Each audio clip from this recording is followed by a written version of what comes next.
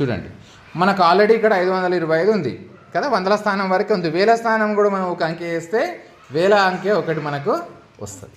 మీరే వేయాలి బేట, నేను దీన్ని డిస్క్లోజ్ చేస్తా, ఆడ ఎంత వేయాలో మీరే వేయాలి, సరేనా? ఎన్ని వేలు ఉన్నాయి అక్కడ కదా, మరి ఆడ 3 వేస్తే అయిపోతుంది అంతే. ఇప్పుడు ఈ నెంబర్ చదువుతారా?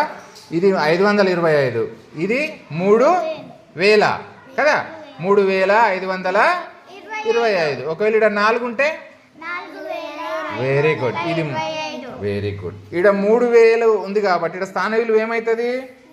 రాయనన్నా మరి